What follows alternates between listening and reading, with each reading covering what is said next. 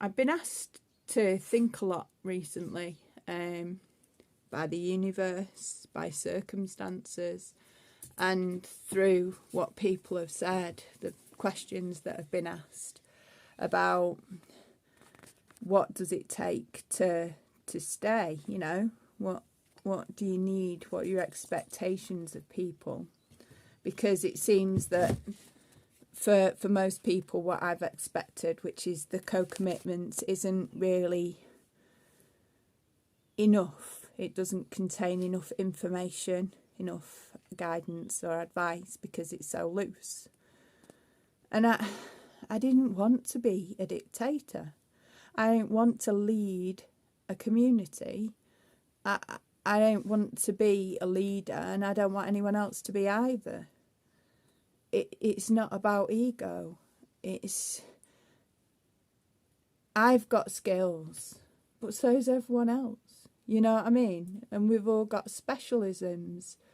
So it's not about doing as I say, but it's getting to the stage where there's things in place that aren't specific enough or need extra talking about, especially like littering. Never in a million years did I think that I'd have to talk about litter and its detrimental effects on the environment. And I certainly didn't think that I'd have to be discussing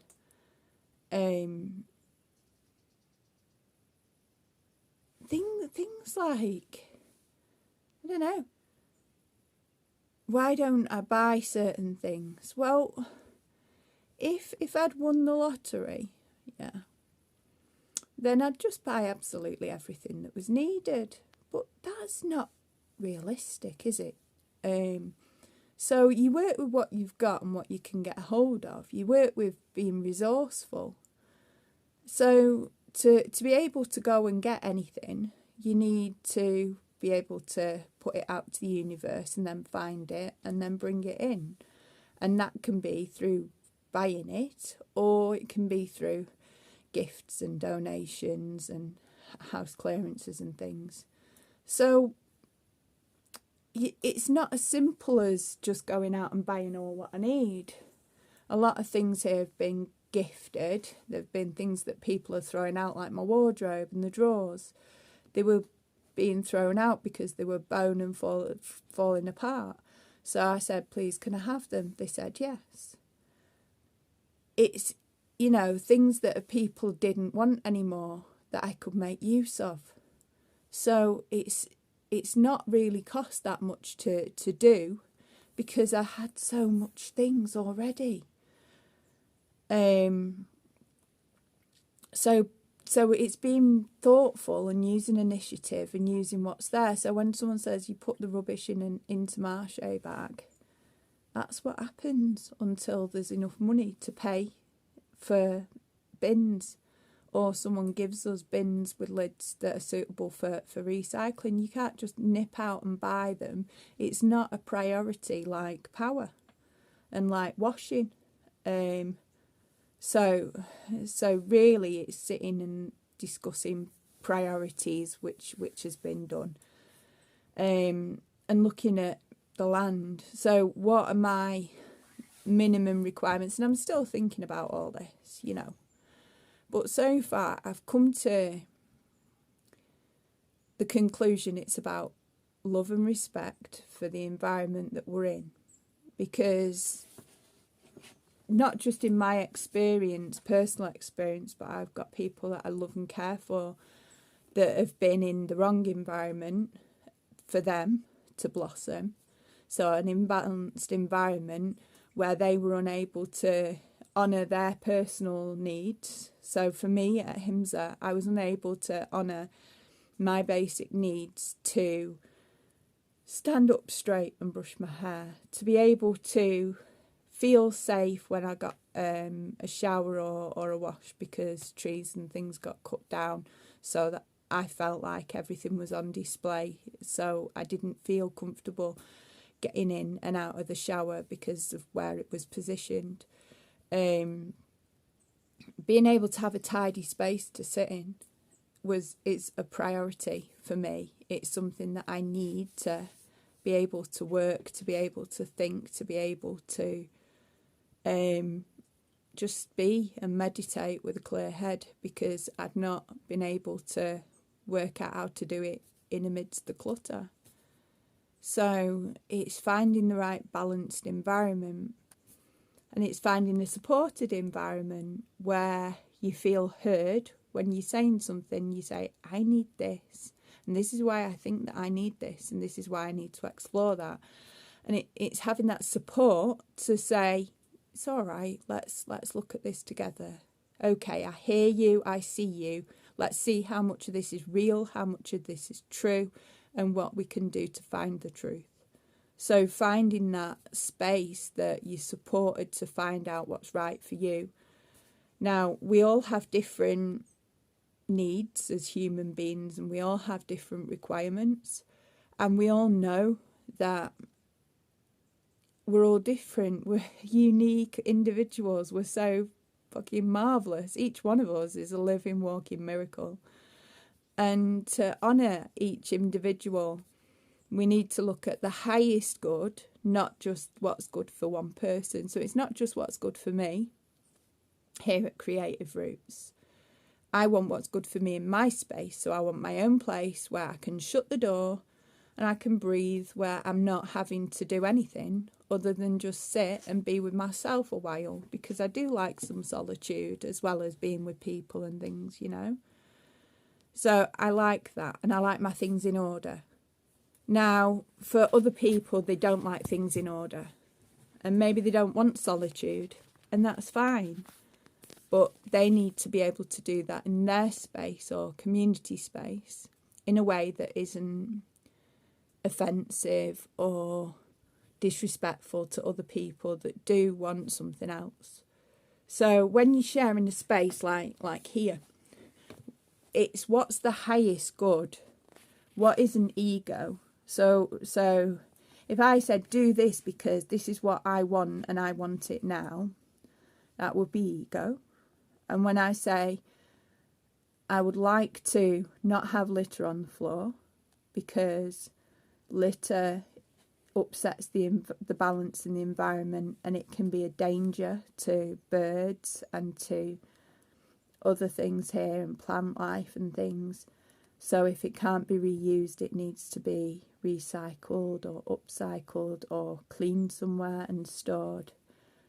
When we're talking to trees here, because I talk to trees, and although I don't expect everyone here to talk to trees, I expect them to respect the trees and not just take, because trees gift us fresh air. They gift us shelter. They gift us tea, for, like drinks from their leaves. That, you know, olive leaf tea is amazing. They gift us the bark. They gift us the wood. They gift us the branches, which will all make fuel for the fire. It will make bowls and all sorts if you're capable of doing that.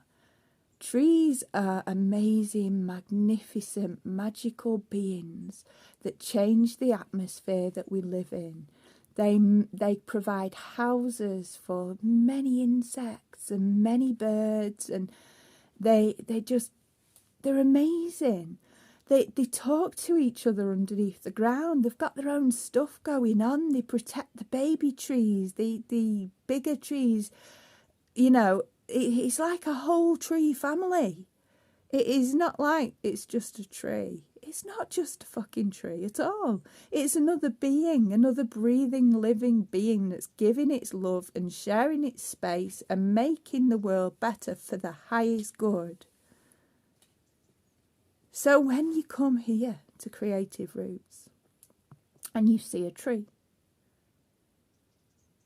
even if it's not within you to say thank you,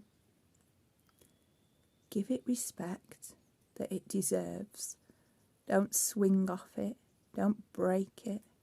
Don't cut it without talking to it or asking someone else who knows what they're doing to communicate with the tree before they trim it or cut it. It's you know, taking fruit from the branches before it's ready. It's like taking half-cooked food out of the kitchen. It's not ready yet. When it's ready, it will just drop into your hand or fall onto the floor, and it will be a gift full of nutrition and goodness and beauty, all for you. Grown with love from the tree, people. So what do I expect from people here? To respect all life, from the tiny insects and bugs through to the mycelium in the ground, to the great grand trees that have been here much longer than we've even been on this planet, and to respect the other beings here and do it for the highest good. And if you're not sure what the highest good is, think about the 7-generation rule. And this was brought to us from the indigenous Americans, the true people of America, who taught us that it shouldn't just be right for us. It shouldn't be right just for us and our children. It shouldn't just be right for us, our children, our children's children. It should be right for at least 7 generations. So if we're going to do something that isn't supporting the environment and going to be at least creating something for the highest good that could last maybe 7 generations, then we shouldn't be fucking doing it. End of. And that isn't for debate. That isn't up for debate. We're about looking at how to close the cycle, how to be sustainable. And being sustainable is not being a consumable society where we're spending money and left, right and centre on shit that doesn't serve, that won't last, that doesn't help the now or tomorrow or the week or whatever. It's being responsible with what we've got and our resources. So if there's tools here that we use, we don't just throw them to one side. We don't let them get dirty. And if they do get dirty, we clean them up after. And we take care of them. Some of my tools came from my grandfather. And he had them throughout his lifetime. So my tools, some of them are older than I am. And those tools have been passed down to me, you know, so they've lasted my granddad and then my mum and my dad and now me. That's 3 generations, and they could last a whole lot longer if I take care of them and the people here take care of them, because they'll be there and they'll be just beautiful and suitable for the next people to come along. So take care and respect what's here. Whether it's pots and plates and cutlery, whether it's tea towels, whether it's pencils and pens, everything came from somewhere and has its own story. Just think of a pen or a piece of paper. They was once a tree. They were once living in the earth somewhere. There's bits of those things like pencils and things that were once somewhere doing something else. These brushes behind me, what is it? Made with bamboo. And that one's made with something straw. So these were once living organisms that then got turned into something to be used by us. And then that are able to be recycled after and returned to the earth. And that's fucking marvellous. And that's how it should be. And that's how we need to live here. This is my vision. My vision is for us all to live and start to close the loop so that what we use returns back into the earth when we've used it, and what doesn't get returned into the earth, especially like tools and spanners and sockets and things like that, can be just taken care of and passed down, not used wrongly. You know, each tool that we use in life has its job, has its purpose. And if we use the right tool for the right job, it will last many, many, many jobs.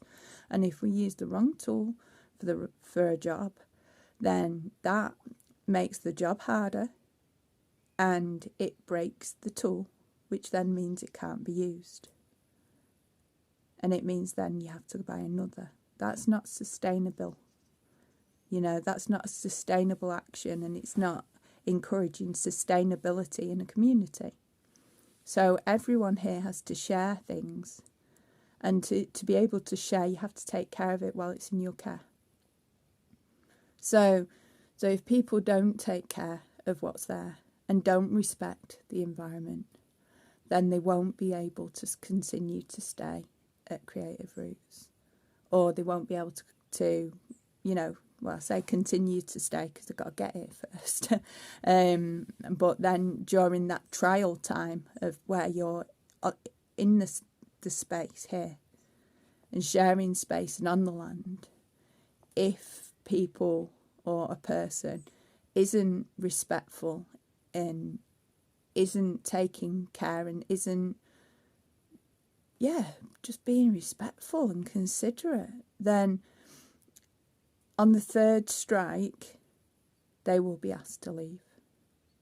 And I think that is more than fair, because the first time you say, look, so it comes into your awareness.